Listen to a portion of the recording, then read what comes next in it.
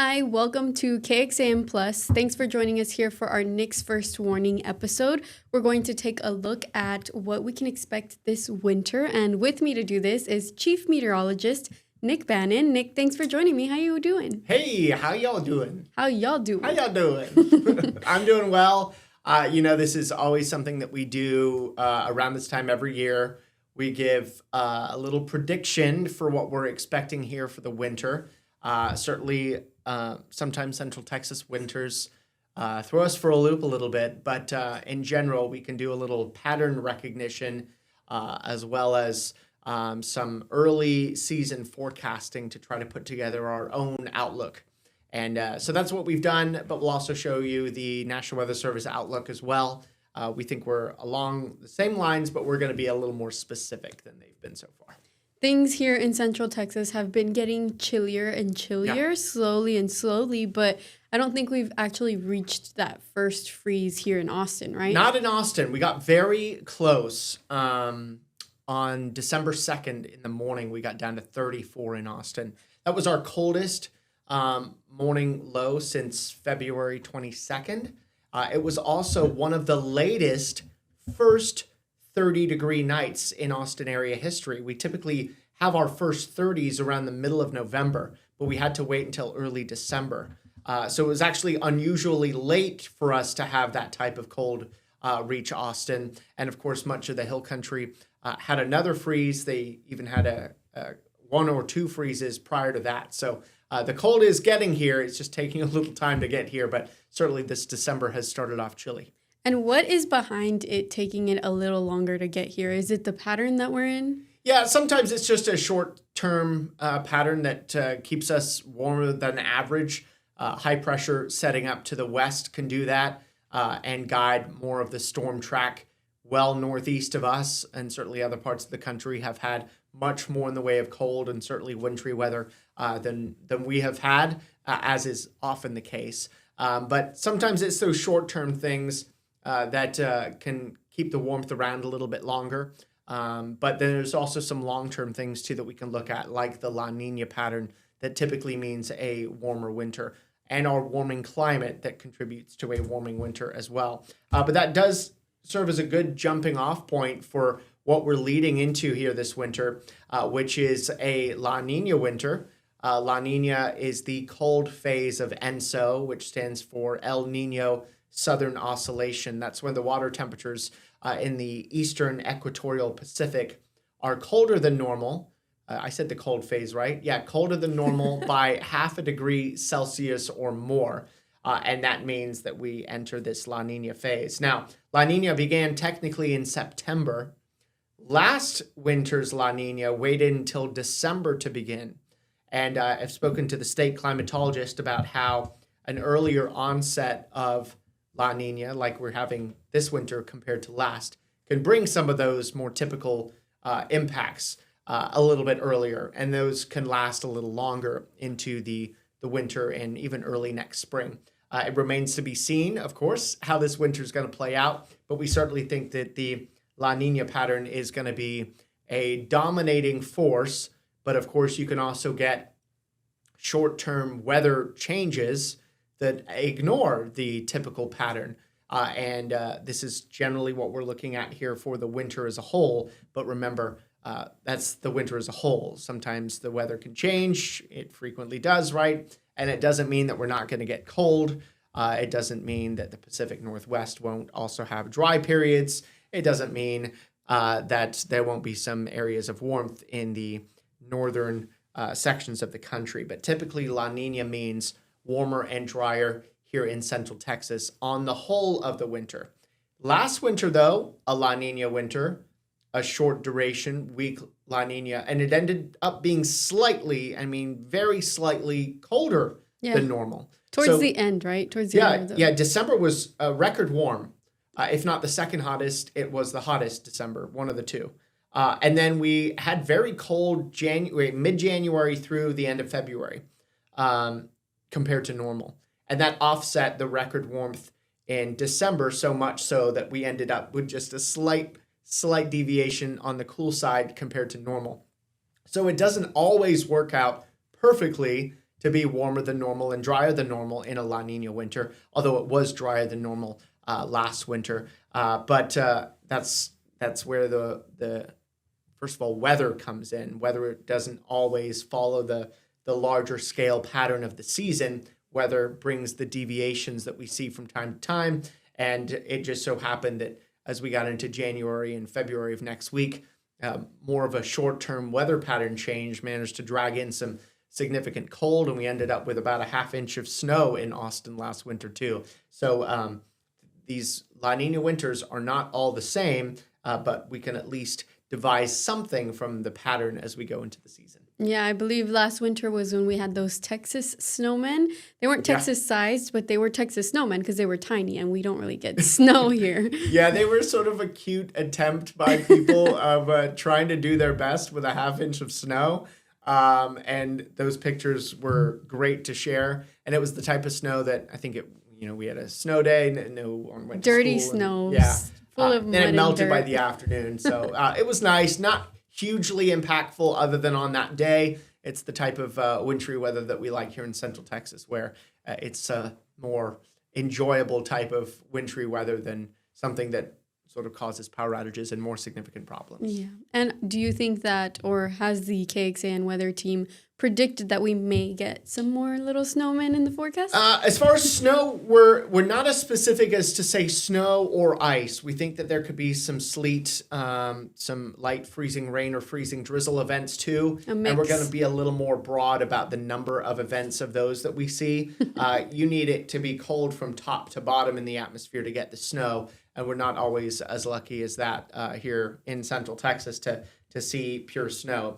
But we do think that this La Nina pattern, even if it means that we're typically warmer than normal, if we can pop that graphic up again, you can see that the northern midsection of the country, being the upper Midwest, being colder than normal, that cold air is really not too far away, and you get some strong Arctic fronts in the middle of winter, and it can drag that colder air down. Just takes one cold front to bring it down here. One right? strong cold front can unlock some of that cold that typically stays to the north and brings it down into Central Texas. So that's a possibility for sure. Let's do a little recap on what an average winter is like here in Central Texas before we dive in to what we think this winter will be like. What do you say? Yeah, so in December, it looks like we're averaging 64. Yeah, 64 for the average high, which doesn't sound too bad if it stays around there, right? It sounds relaxing. Yeah, and then 63 in January. So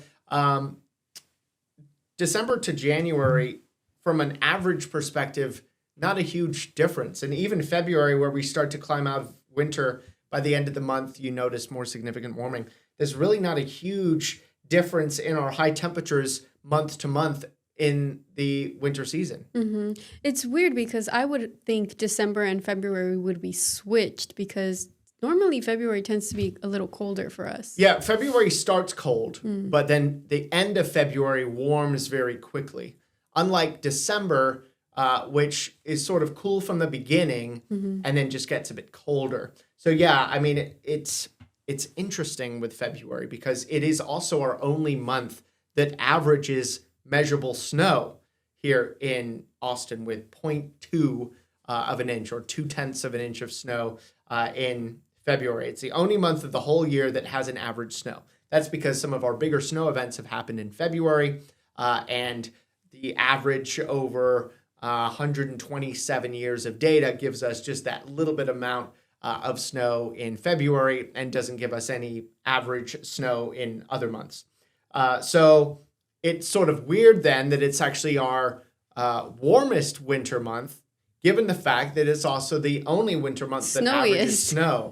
And it's because of how the beginning of the month can get so particularly cold and a little more active before things start to warm up later in the month. It's also our driest month of the whole year, yet it's the only month of the year that averages snow. So there's some peculiarities there with February for sure. I believe it was Valentine's Day 2020 or 2021. 2021, yeah. Where we had all of that snow. Yeah, that was where we had about 6.5 inches of snow in Austin. So that was another February thing. And then once we climbed out of that 144 hours straight below or at freezing in Austin. Then the rest of the month actually warmed up quite It was well. a drastic change. Yeah, I will never forget that. It sure was.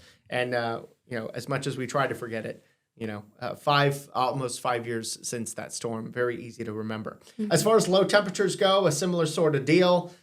December's average low and January's average low are around the same in the low 40s, so not a huge change there. January being our coldest month of the year on average, so it makes sense that it has the coldest lows on average. But then we see our lows starting to climb as we head through, especially later in the month of February. And of course, we'll be increasing the daylight pretty more quickly, I should say, as we go through February too. And that plays a role as well because the Central Texas sunshine, once it's out, it can work wonders on warming us up. It will start quickly, right? Yeah. And remember, December has the winter solstice, the shortest day of the year. And January's days are very short as well, but February's days do start to get longer at a faster rate than January. So that also makes sense as far as the coldest temperatures go because of the increased daylight we get in February. That certainly helps to warm us up.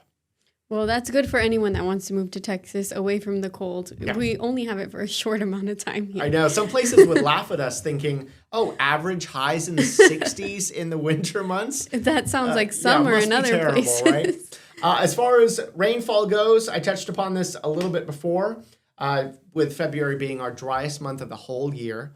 But December and January have reasonably respectable amounts of rainfall. December, and remember, when we say winter rain, this can take the form of wintry precipitation too. It doesn't always have to fall in the form of rain, but mostly it is rain.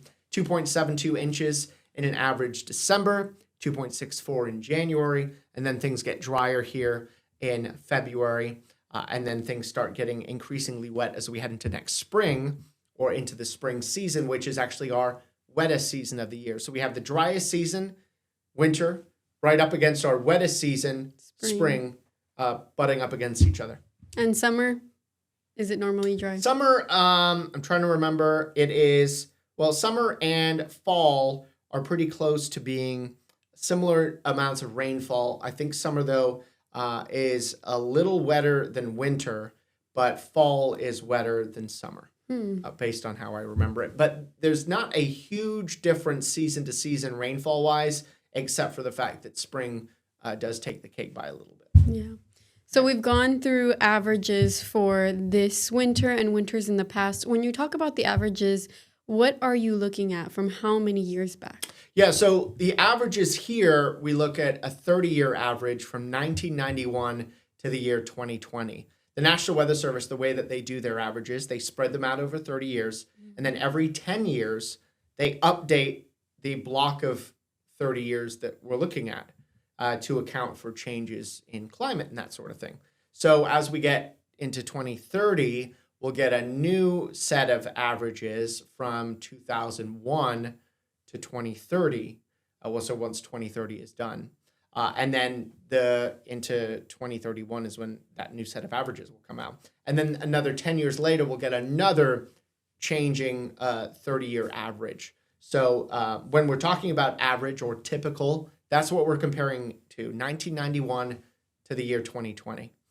Anything that's happened since 2020, not reflected in that average. So the winter storm we had in 2021 and the snow we had with that, not reflecting the average snowfall we get in February, but that would be input in the average snowfall that we get when we look at our next set of averages that would come out there in 2031. Interesting. I was speaking to Kristen earlier this morning, and she told me there was an average of 11 feet of snow here in Texas, or I think it was between 1950 and 1960s. 11 feet sounds high. 11 feet. Could have been 11 inches or a total of 11 feet. 11 inches. You got me there. Yeah. It's possible. I haven't looked back at super distant snowfall data. But we only average 0.2 of an inch of which is snow nothing. Nothing. Which is basically nothing. But we do see accumulating snow here in Central Texas every couple of years or so, every 2.5 years, at least 0.1 of an inch of snow, and then every about 4.5 years we see more than an inch of snow. So we're just about due now because we had it in the winter of 2021, which was almost 5 years ago. So we're due for more than an inch of snow this winter. We had a bit last year, too. Yeah, just 0.4 of an inch of snow last winter. So we're still due. Still do. What do you think about that? I'm waiting for the KXAN weather team's predictions. Okay, so let's dive into it. And so this takes into account the La Niña pattern, also what we're looking at here for the first half of December, what last winter was like, which was a similarly short duration and weak La Niña, even if it got off to a later start. So from a rainfall perspective, this is probably the one we're most confident about, because La Niña winters are not prolific for rainfall at all. And we think it's going to be another drier than normal winter, which is not good considering that the drought gets worse here in Central Texas seemingly every week, even though we have had some more recent drought improvements. So we think this winter is going to be another drier than normal winter.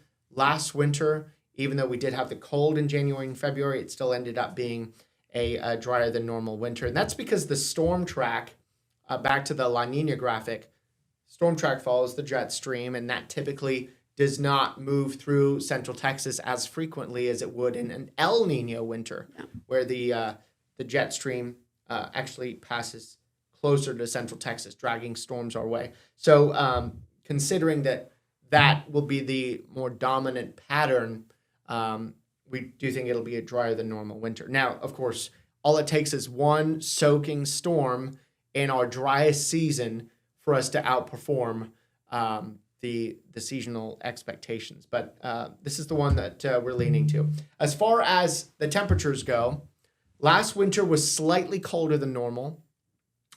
Even after a record warm December, January and February's cold managed to undo that.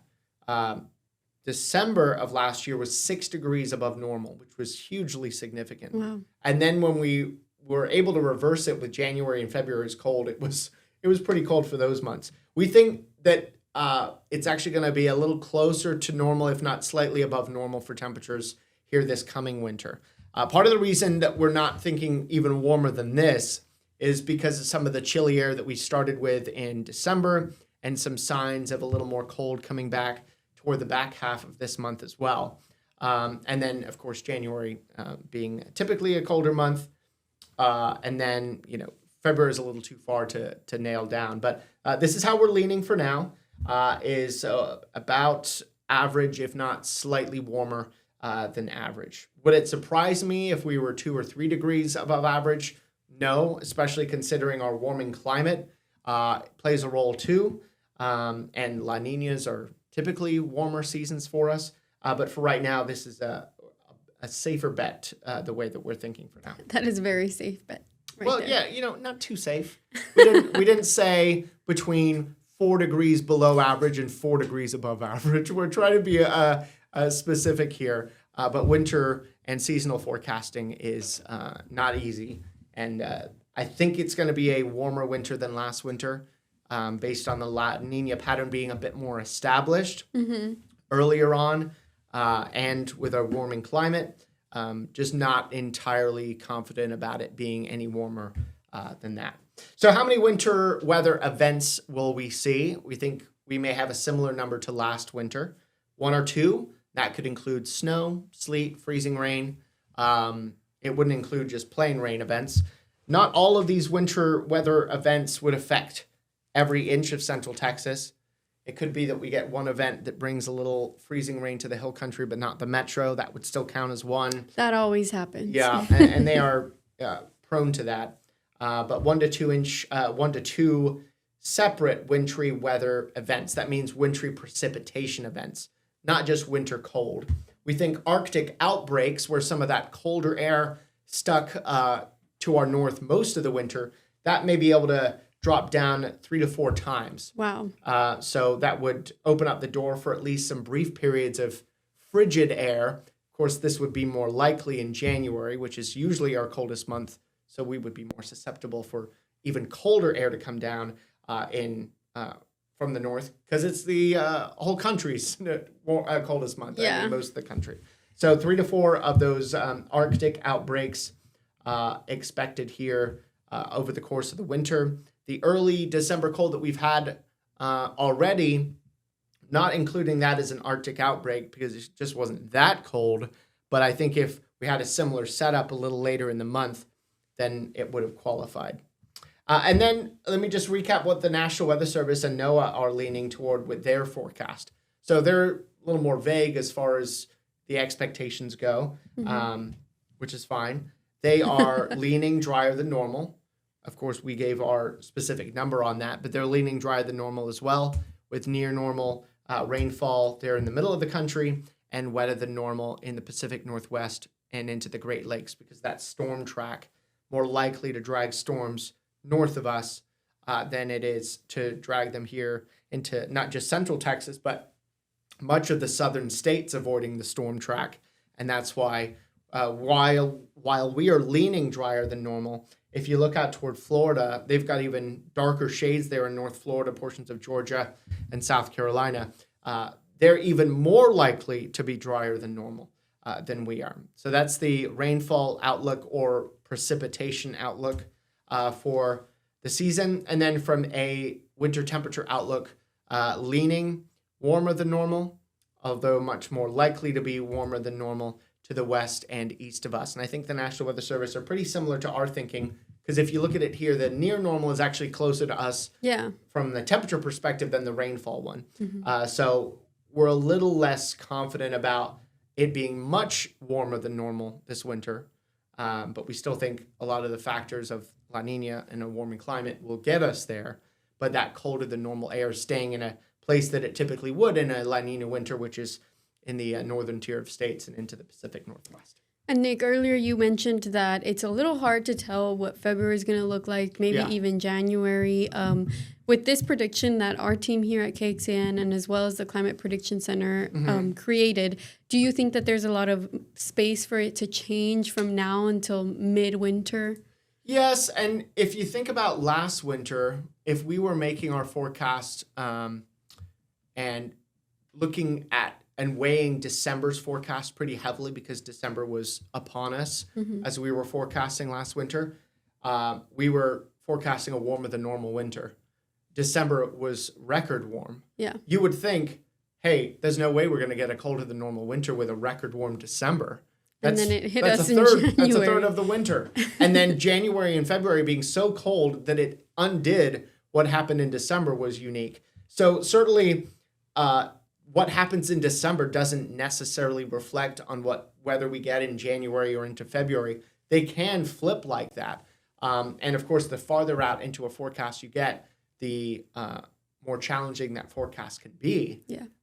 Because of so many variables changing and our lack of understanding of certain elements of the atmosphere and the oceans already now. And then at the end of winter into early next spring, La Niña starts to wrap up too. So we may not even be in a La Niña pattern by the end of this winter. It's likely the beginning of the winter through even the middle of winter. But by the end of the winter, we may not be in La Niña anymore. Wow. So if we're not in La Niña anymore and the storm track is farther to the north of us, it's not to the north of us anymore, it sort of goes back to average again, then we may end up with wetter weather in February or more storms in February if La Niña fades away. And then at the same time, we may be opened up to even more cold in February if La Niña ends on the earlier side of things too. So figuring out when La Niña ends is going to be interesting. And something that you and I will talk about probably in a couple of months or so is if La Niña continues into spring, there's some things that can tell us about severe weather as well in the spring months as we start getting the rain and storms back, which we'll talk about in the future. But so bottom line is that is our forecast, and we'll recap it for those tuning in late here. Our winter rainfall, we think it will be below average by 1 to 2 inches. And remember what that average rainfall was over the course of winter. This is an average winter, so a little under 3 inches in December and January and under 2 inches in February. And we think that we will have 1 to 2 fewer inches than that. Below average. Wow. Yeah. So no rainfall at all. No, or not little to no rainfall. less rain than normal is how we're saying it. Because, if you get 5.5, 6 inches of rain, that's better than nothing. Yeah. But it is less than a normally pretty dry winter anyway. And then from a temperature departure, leaning warmer than normal, between 0 and 1 degree above average. And 1 degree may not sound like a lot, but spread over the course of a full season, it is still statistically significant. And even with it being warmer than normal, we still think there will be 1 or 2 snow and or wintry weather events spread out over the winter.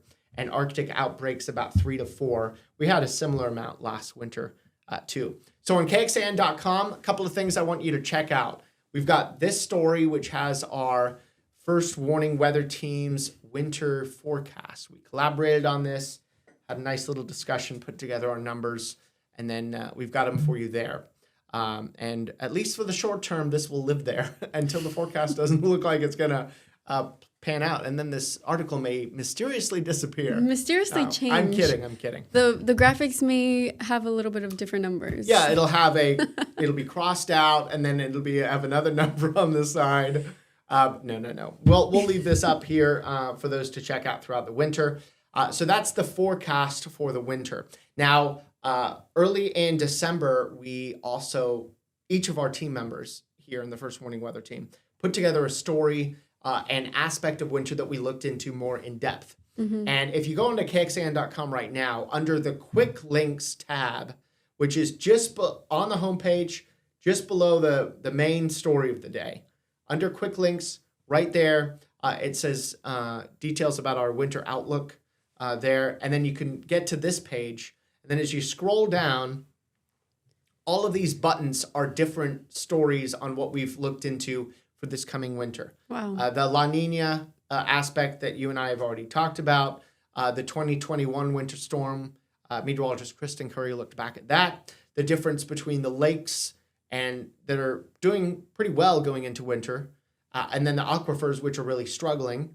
Meteorologist Freddie Vella looked into that, how climate change is affecting winter and how it's affected previous winter storms. Mm-hmm. Meteorologist Rich Siegel looked into that, and how first responders as well as airports and that sort of thing deal and prepare and get ready for the winter. Meteorologist Tommy House looked into that. So there's a lot of great content for you there. And of course, the winter outlook's there too. And we've got a 30-minute special airing on KXAN on Thursday, December 4th at 8:30, which will have our whole weather team sitting in a yurt. Yes, a yurt. A yurt? Talking all about wintry weather, the past, the present, the future. And we'll be able to dive into all of these topics for you there too. Yeah, and that's available on our website, but it's also going to be available on our streaming, free streaming app. And that is available on any streaming program or device that you use. One thing I do want you to plug, Nick, is the new KXAN weather app upgrade. I am so glad you mentioned that. Brand new app. Wow. It looks so pretty. Pretty. We've made some big changes to it. The look is different. We think it's more user-friendly. But we've also worked with our weather app provider here to make the mapping radar section easier to understand, less confusing about what's live radar versus what future radar is, because we heard from a lot of you where you would be looking at a computer model of the radar, thinking it was actually happening right now, and then wondering where the rain was if the model was having a bad day. So you can click on the radar tab and get what is actually happening with the radar, and then you can click on 24 hours into the future, and then get the model's representation of what's going to happen into the future. And you could also change the map color. There's 3 different options on the bottom of the screen there with the different maps you can use. Yeah. And then you can customize and make your own maps Wow. about what you want to have on those maps. And then you could set that up and save it. And then you can look at the alerts that are for our area, for nearby areas that you're about to go visit. You can set up customizable notifications too. And this is telling me that you and I should just talk about the weather app next week. I think that would be a great thing to do. Break it down page by page, link by link. Yeah, and it's available now just as an update to the KXAN weather app if you already had it. If you didn't already have it, get out of the rock that you're living under and delete your it. iOS weather app because it's not good. Yeah, and that's something, an important point too. A lot of more mainstream weather apps just use a computer model that updates a few times a day. And if that model's not reading the weather situation well, your forecast is going to be terrible. Our team of meteorologists looks at all the models that are reasonably available to us to help determine our own forecast. And we put in the numbers, the highs and lows, the rain chances, the cloud cover for the next 7 days. We also do the hourly forecast for the next 48 hours, and we put in all those numbers ourselves as well. So it's hand-tailored to Austin and the surrounding area, not a computer model that may have a good day and may have a bad day. We hope that we have more good days than bad days. Yeah, and my favorite part about the app that a lot of people don't know is those push notifications that you get oftentimes come from meteorologists here, like Nick, Freddie, Rich, Kristen. They're all manually sending you those notifications, setting up those live streams from the app. So and we do updated forecast videos throughout the day. You can choose to open or not open as many of them as you want, depending on just how active or busy the weather situation is. We'd love it if you could test out the app, and we think it's great. It's available as a free download or an update to the weather app you already had. Yeah. It just changes to the new version once you hit that update button. And of course, many of us have automatic updates on our phone, so you probably are just going to have it anyway, looking like this on your phone, and then be like, oh, that icon looks a little different. But then it's our brand new updated weather app. And it looks so modern and sleek. It's great. Just like our whole weather team. Yeah. We're modern and sleek. Just now the app reflects that. And the whole weather team's winter weather outlook, I'm sure, is also going to be available. Yeah, it's linked there under the weather resources tab on the weather app, but KXAN.com, good place to read that too, or the KXAN news app. Yeah. You can read a lot of those stories as well. Yeah. Well, thanks for joining me, Nick. You do have an article that you published specifically related to the stream that we talked about, all of the weather outlooks for winter this season. So that is also available on our website with some more links and graphics for everyone to enjoy or read. Everything you need. Everything you need. Well, Nick, we will see you next week with another Nick's First Warning. Thanks for joining us. Thanks for having me.